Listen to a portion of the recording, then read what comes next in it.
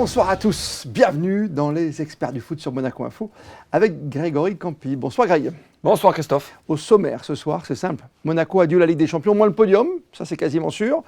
Et après on va parler de la grande Ligue des Champions, les demi-finales à venir, mardi et mercredi. 6 points de retard sur le podium. Encore une fois, Monaco a laissé passer l'occasion. Cette fois, c'est plus dur à encaisser parce qu'à Toulouse, on menait 2-0, on a joué 20 minutes. Nous nous sommes écroulés, évidemment, les Monégasques pour terminer à 2-2. Cruel, hein, c'est presque même désespérant. Vous avez dit évidemment. On s'est écroulé évidemment. Ouais, évidemment. C'était évident ? Non, mais quand je veux dire évidemment, c'est que c'était pour, encore une fois, se confronter à la réalité. C'est-à-dire qu'il y a un moment, on craque, quoi, quelque part. Alors, c'est d'autant plus dommageable que Monaco a fait samedi la meilleure demi-heure depuis le début du championnat. Franchement, les premières 30 minutes ont été exceptionnelles. Du grand football, c'est vrai. Hein. Mais vraiment, en termes d'agressivité, en termes de profondeur, en termes de structure d'équipe, en termes techniques, incroyable. Rien à dire. Sur les 30 premières minutes, rien à dire. Alors qu'est-ce qui se passe après pour qu'on laisse passer l'occasion ?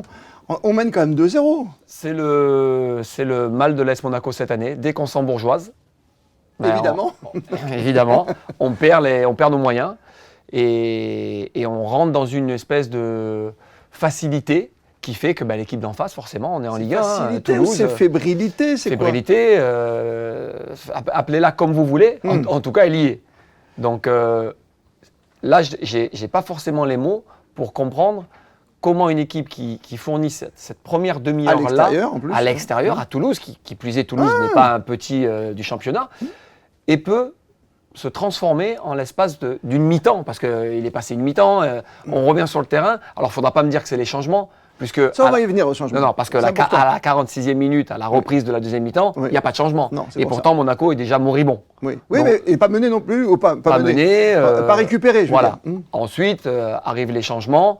Le problème, c'est qu'on a fait des changements, mais on n'a pas changé le schéma de jeu. C'est quand vous faites sortir Akliouche, M. Campi, vous, le capitaine de l'équipe de France de Kings League. De Kings League. Qui a été bon ce week-end, c'est vrai que vous avez gagné. Exactement. Je ne peux même pas vous chambrer. Quand vous changez Akliouche numériquement par quelqu'un qui s'appelle Dyer, qui revient, je ne sais même plus qui jouait à Monaco depuis le mois de janvier, qui est sur le banc de touche, qui faisait ses petites longueurs comme Paul Pogba, qui rentre après Paul Pogba, il y a un problème d'entraîneur quelque part, là, excusez-moi. Alors, c'est facile pour moi, le journaliste, de tirer sur l'ambulance. Mais là, pour le coup, force est de constater, quand un entraîneur fait un changement qui marche, on dit que c'est le meilleur entraîneur. Forcément, quand il en fait un qui ne marche pas, et là, pour le coup... gagnant. Mais je dois vous dire, Christophe, que je n'ai pas trop compris... Qu'est-ce que tu vas changer maintenant ? Ce changement-là, alors que tout allait bien, entre guillemets, on n'était pas mis en difficulté. Oui, tu sens que... On n'a pas pris un rouge, non, donc il n'y avait pas lieu d'être de faire sortir un joueur offensif pour mettre un défenseur. Qui plus est, comme vous le dites, d'ailleurs, qui n'a pas joué depuis des mois. Janvier, que j'ai trouvé même un petit peu, pas gros, mais en tout cas pas affûté. J'ai pas compris, au même titre que j'ai pas compris de faire entrer Birette et de continuer à vouloir aller chercher cette équipe de Toulouse. Ça veut dire que vous avez vu notre défense centrale, voire même notre défense tout court. En termes de profondeur, on se fait avoir à chaque fois. Donc, sur les côtés, si vous avez les joueurs devant qui peuvent anéantir ces ballons longs qui vous prennent dans le dos et qui vous fait souffrir cette profondeur, on va dire, ça va. Mais quand vous les avez plus, quand vous n'avez plus les Balogun, les Akliouche qui vont serrer, parce qu'ils ont super bien serré les défenseurs pour empêcher ces ballons longs, et que vous continuez à jouer haut, forcément, vous vous faites avoir en profondeur. Et les buts sont arrivés comment ? Oui, sur les centres. Mais avant les centres, profondeur. Profondeur aussi. Mais il y a justement un choix tactique. On va y revenir dans un instant, on va parler de Zakaria parce que ça m'interpelle vraiment, j'ai vraiment besoin de votre avis. L'autre chose, c'est depuis les années qu'on commente le foot ensemble, tu t'aperçois qu'à chaque fois que tu mènes 2-0, c'est pas terminé le match. Pourquoi à chaque fois, une équipe, quelle qu'elle soit, je ne parle pas que de Monaco, quand elle mène 2-0, elle ne va pas chercher, allez, le 3-0. C'est pas pour faire les beaux, hein. Alors, depuis que le football existe, il y a un dicton qui dit que le plus important, c'est le troisième but. C'est soit le 3-0 qui tue l'équipe adverse, soit 2-1, et là, ça met le feu à l'équipe qui mène 2. Là, ça a été le cas, 2-1. C'est l'histoire du foot. Derrière, inconsciemment, tu recules, et quand tu recules en football, c'est jamais bon. Avec tous les préparateurs physiques, les préparateurs mentaux, on doit se préparer à ça aujourd'hui. Oui, mais la vérité du terrain, j'entends bien. Ça reste la vérité du terrain. Oui, mais là, il te reste 4 matchs à jouer, il n'y aura plus que 3 maintenant.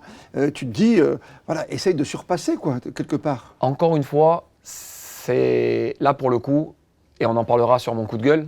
Parce que je vais pas pas. savoir. Voilà, c'est la fin de l'émission, c'est la cerise. Je vais pas spoiler mon cherry on the cake, sur le gâteau. Problème de comportement au niveau de l'AS Monaco, au niveau des joueurs. Ils n'ont pas pris conscience de l'importance de la chose. Donc c'est l'histoire du football. Pour vous, quand on mène 2-0, on se fait reprendre 2-1, ça fait une remontada à la parisienne à l'époque face au Barça. Ouais. Ça, j'ai bien compris.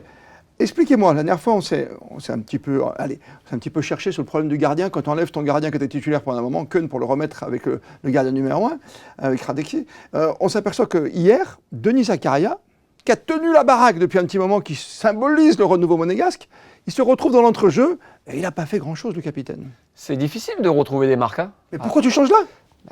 Je vous le demande. Ah d'accord, ok, merci. Je vous le demande. C'est vous l'expert. Hein. Non, pourquoi ? Parce qu'à un moment donné, il y a aussi les défenseurs centraux qui rentrent. Ils retrouvent une certaine stabilité aussi défensivement avec ces 4 défenseurs titulaires, on va dire, du début de saison. Ça permet aussi de Zakaria d'aller un peu s'amuser au milieu de terrain parce que c'est aussi son poste. Tu vas t'amuser en vacances à la plage dans 4 matchs. Mais on n'est pas là pour s'amuser. D'où tu vas t'amuser ? Effectivement, au même titre que faire rentrer Pogba. Alors moi, plaisir aux spectateurs. Moi, je comprends pas. Pour le coup, là, je comprends pas le coach. Franchement. Je veux qu'il arrête de faire rentrer Pogba dans des situations. C'est quoi ? C'est peut-être pas lui. Je sais pas, mais arrêtez de faire rentrer Pogba dans des situations où le joueur, on le met pas dans les meilleures conditions. On le fait rentrer comme un sauveur. Mais il peut rien sauver encore. Moi, je trouve plus comme une gravure de mode où, vous voyez, une égérie du football, de la Ligue 1. J'ai l'impression que les hauts patrons de la Ligue 1 qui financent, ils disent si vous faire rentrer Pogba, il est champion du monde. En tout cas, ça nous fait pas du bien. Non. Alors, mais c'est pas lui rendre service non plus. Faire rentrer d'ailleurs, ça ne nous fait pas du bien. Faire rentrer Pogba, ça ne fait pas du bien. Et faire jouer Zakaria en milieu de terrain, même s'il veut s'amuser, franchement, c'est pas le moment. C'est pas à portée de main parce que les autres brillent un peu, sauf Marseille par exemple, qui hier soir n'a pu faire mieux que match nul là partout. C'est les seuls qu'on peut aller chercher maintenant dans cette hiérarchie. Franchement, arrête les essais à ce moment-là, quoi. Il reste 4 journées. C'est vrai que là, normalement, ce qu'on dit, c'est on ne change pas une équipe qui gagne, en tout cas une équipe qui est cohérente. Et Monaco, jusqu'à preuve du contraire, peut-être à part au PFC, où je leur avais pardonné après 7 victoires d'affilée. Il n'y a que vous, après 7 victoires d'affilée, ouais. C'est vrai que je n'ai pas trop compris le choix du coach en voulant faire monter d'un cran Zakaria, en voulant remettre d'ailleurs à ce moment-là, en remettant Pogba à ce moment-là, ce n'était pas le moment, alors qu'on retrouvait un Akliouche, alors qu'on avait une bonne osmose en première mi-temps.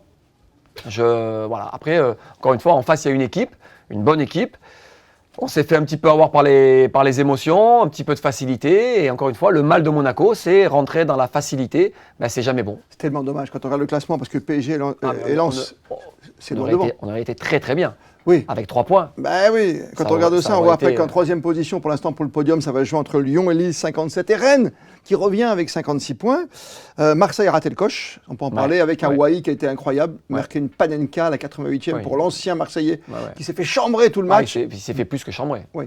Oui. C'est pas votre coup de gueule, ça. Il s'est fait limite insulter. Ouais. Non, parce que ça fait partie du football, ça. Oui, enfin les Argentins n'ont pas ménagé, c'est vrai. Oui, mais ça fait partie du football. Et cette petite Panenka, vous la tentez, vous, la 88e ? Ça ne nous rappelle pas la Cannes ? Coup d'affiliation à la finale ? Ouais, alors c'est toujours pareil, ce geste-là, si tu le fais et qu'il réussit, ça marche, c'est super. Si ça ne marche pas, c'est compliqué. Il a eu le courage de le faire, bravo, ça lui a souri. Il a amené tout le monde avec lui. Bravo aux Niçois d'être allé chercher c'est le sauveur niçois pour l'instant, parce que c'est lui qui nous amène en finale, qui amène les Niçois en tout cas, en finale de la Coupe de France face à Lens. Qui nous amène, vous êtes Niçois Non, je suis azuréen, je suis mondial, je suis méditerranéen. D'accord. Voilà, je ne suis pas marseillais ni niçois. Voilà, c'était un petit lapsus, c'est vrai. Qui nous emmène. Non, mais parce que Wai, on a été tous derrière lui quand il y a eu la Coupe de France. Parce que vous êtes entouré de Niçois ici, c'est pour ça. Aussi. Aussi. Je tiens parce que voilà, je me suis bien garé pour l'instant. J'ai pas envie de retrouver ce celui-là. Et donc, non, Wai, c'est très bien et on souhaite bonne fortune. Oui, non, puis à Nice pour la Coupe de France. Bien évidemment, on est derrière l'OGC Nice, qui est un club voisin. Et forcément, après, contre Lens, ça ne va pas être. Dernière petite réflexion sur Monaco. Ce qui est drôle, on n'a pas Minamino en ce moment. On voit que ça va partir de tous les côtés. On parle d'un départ de Balogun, d'Akliouche. Et déjà, ce matin dans la presse, il y a déjà un nom qui circule, à Nantais par exemple, qui risque de venir à Monaco. C'est vraiment le moment de faire son marché comme de vouloir prendre Ablin tout de suite. Bon, ça c'est pas la faute du club. Non, mais c'est les premiers vraiment. C'est la faute de vos confrères journalistes. Non, mais ce sont les premiers à montrer un intérêt, vous voyez, pour un joueur. Oui, après, à Ablin, je le préfère avec nous qu'avec une autre équipe. Hein. Oui, aussi. Très bon joueur, ça serait une très bonne recrue. Ouais. Vraiment. Oui, d'accord, mais c'est le timing, quoi. Je veux dire, de faire maintenant, ça vous gêne pas. Mais Monaco n'a rien fait. Non, c'est sûr. Mais ça veut dire que les autres joueurs sont déjà partis, quoi. Peut-être. Après, en amont, le club travaille déjà sur le recrutement de l'année prochaine. C'est normal. Et même depuis déjà des mois. Oui, mais c'est normal. C'est un peu plus confidentiel, vous voyez ce que je veux dire. Oui, après les journalistes sont là aussi pour faire sauter le verrou et envoyer des fausses informations. Continuez pour une fois que vous encensez les journalistes. Il faut bien vous payer. Hein. Ah oui, c'est cher, ça me fait un bien fou. Bah oui. On va parler de la Ligue des Champions, de la vraie. Ah oui. Avec les demi-finales mardi, mercredi.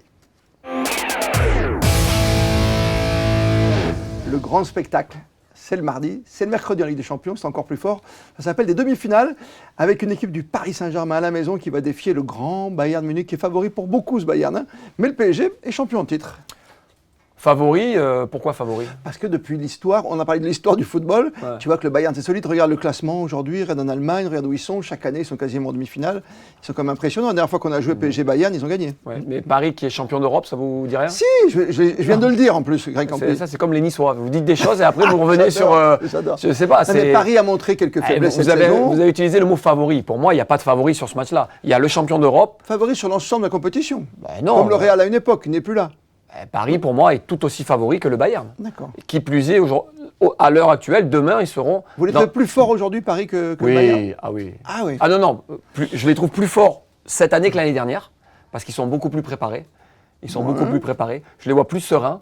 Maintenant, plus forts que le Bayern. Non, ça va être vraiment un très gros match. Personne ne peut dire aujourd'hui qui va gagner, je peux vous le dire. En tout cas, ça sera deux vraiment gros matchs. C'est vrai que j'aurais préféré les voir en finale. C'est une vraie finale. Hein. Oui, parce que le côté, c'est Atlético-Arsenal. Oui, pas que c'est moins... Ça fait moins rêver, mais c'est quand même pas mal. Encore une fois, c'est la légende. On parle de la légende du Real, la légende du Bayern. Non, de l'autre côté, c'est moins luisant. Mais voilà, le PSG, aujourd'hui, est dans le confort, puisque ils ont mis quelques points maintenant sur Lens. Oui, qui Lens, je pense, a lâché et va tout miser sur la Coupe de France. Donc Paris est tranquille, au contraire d'Arsenal. Ah, Arsenal, c'est l'autre demi-finale. Ouais. Pour conclure sur le PSG Bayern, on va regarder des joueurs qu'on aime bien aussi. On va regarder Olysée, parce que tout à l'heure, là, c'est le côté cocardier, c'est mon côté français. Super joueur. Aujourd'hui, pour moi, c'est le joueur français top 3 avec Kylian et le petit City Ryan Cherki, qui sont vraiment au-dessus de la moyenne. Voilà, Olysée, c'est très bon. Très fort. Hein. Très fort. Très fort avec un Kane qui est là pour marquer les buts derrière. Ah Est-ce que Dembélé, dans les grands rendez-vous, va encore une fois se sublimer, tout comme Marquinhos qui joue beaucoup mieux sur la scène européenne? Je pense. Ils sont capables de faire la différence à la maison? Oui, vous voyez bien, le PSG, vous faites sortir Doué, vous faites rentrer Barcola, vous faites sortir Vara, vous faites rentrer...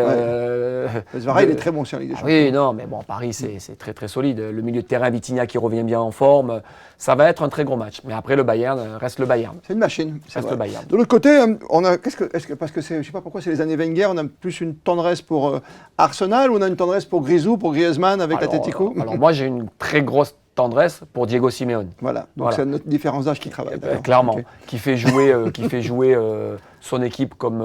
Bien sûr, mais très dur aussi. Très dur, physiquement, qui agresse. Pour l'avoir confronté plusieurs années, Diego Simeone, sur le terrain, il retranscrit ce qu'il était joueur en tant qu'entraîneur. Lâche rien. Ça lâche rien. Moi, j'adore cette équipe, j'adore cet entraîneur. Donc moi, je vais supporter l'Atlético. Oui. Et Griezmann en finale, ça serait Griezmann incroyable. en finale, voilà, je pense que ça sera sa dernière.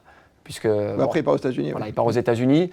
Mais ouais, ça peut faire un bon match aussi. Je pense que je vais encore une fois miser sur l'Atlético. À la maison déjà? Aussi, parce que Arsenal joue le titre au même moment. Mais ils ont un petit trou Arsenal, mais il semble avec Saka qui revient, ça peut changer les choses. Pas un petit trou, Christophe. Ils avaient 9 points d'avance. Ils se retrouvent deuxième derrière City. C'est plus un. City a fait une fin de saison. Oui. Non, mais ils n'ont plus rien à jouer sauf ce titre, donc c'est pas mal. Mais un petit Paris Saint-Germain Atlético en finale. Ah, d'accord, moi je ferai un petit PSG Arsenal, rien que pour vous contredire, bien sûr.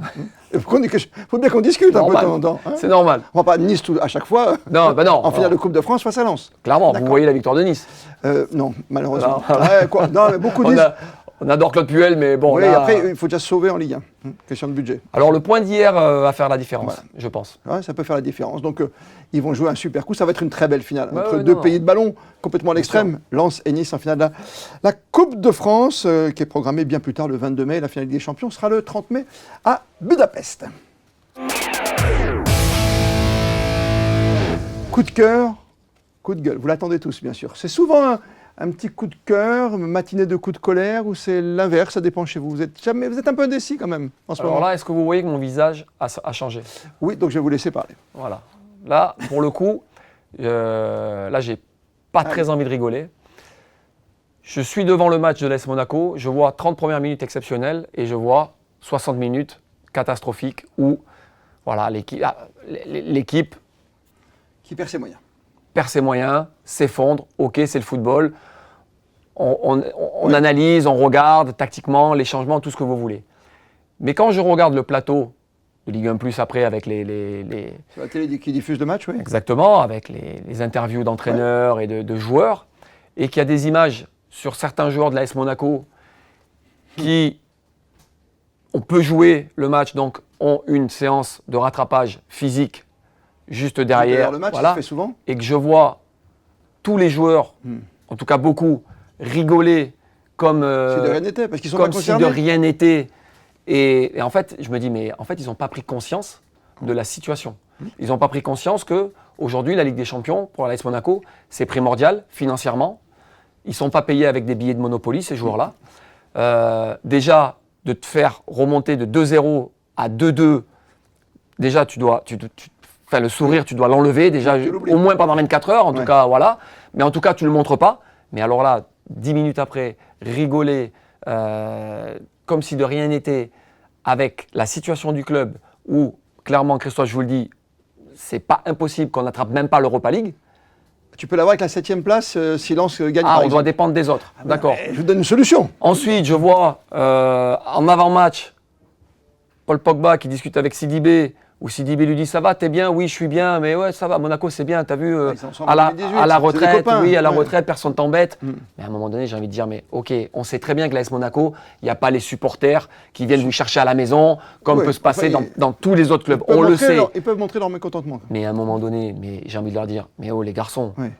Mais ne le faites Soyez pas là, ne le dites pas là. Soyez à un moment donné intelligent 5 minutes. Je veux dire, surtout à l'heure actuelle, on joue la Ligue des Champions, on joue quelque chose. Je veux dire, c'est pas le club méditerranéen, l'AS Monaco. Je veux dire, c'est manquer de respect aux dirigeants, au club, à toi-même et aux supporters. Je veux dire, à un moment donné, tu ne peux pas rigoler après ce qui s'est passé 2-0, 2-2. C'est pas possible. Alors, j'ai pas envie de dire les noms et croyez-moi que je les ai, il y a juste à regarder les images. Un peu comme Pierre Sage, quand il a fait sortir les joueurs, que votre confrère lui dit vous en avez après qui? Regardez les changements, vous verrez bien. Bon, là c'est pareil, regardez la fin du match, et là je suis pas content. Et là je suis vraiment pas content, et ça rejoint quand même un petit peu ce que je vous disais depuis des mois, où le problème de l'AS Monaco, ça peut être aussi la mentalité. Oui, concentration. Non, rien à voir avec la concentration. Concentré sur l'objectif. Mais oui, mais d'accord, mais à un moment donné, un petit peu de... Oui. Petit peu d'âme quand même. Je comprends. L'amour du maillot, quand même, le respect du maillot. Ça, c'est pas possible. Là, moi, je suis entraîneur, je vois un joueur qui rigole après le travail physique qu'il y a à faire derrière, mais c'est pas possible. Pour moi, c'est pas possible. Je vous ai laissé beaucoup de place, hein, Grégory Campi, pour non, mais parce que l'AS Monaco n'est pas le club méditerranéen. J'ai compris. On n'est pas le club méditerranéen. C'est tout. Donc, mon coup de gueule aujourd'hui, et pour le coup, c'est rare que je fasse des coups de gueule. Là, il était complet. Il était complet. Voilà. Après, ça plaira à qui ça plaira, mais moi, en tout cas, voilà, j'ai besoin de le dire, je le dis. Je peux m'offrir un petit coup de cœur aujourd'hui? Allez-y. Très rapide, 3 lettres. Allez-y. APG, André-Pierre Gignac, qui a terminé sa carrière André-Pierre Gignac, à Monterrey, avec un stade coloré, magnifique. 50 000 personnes. 50 000 personnes. Et ça chante Hey Jude des Beatles pour le remercier. Magnifique. Voilà. Mais mérité. Oui, parce que comme vous avez fait un long coup de gueule, je voulais un peu terminer avec un beau sourire aujourd'hui. Allez. Comme le vôtre. Merci. Salut Greg. Grégory Campi dans les experts du foot. On se retrouve dans 15 jours sur Monaco Info. Bonne soirée.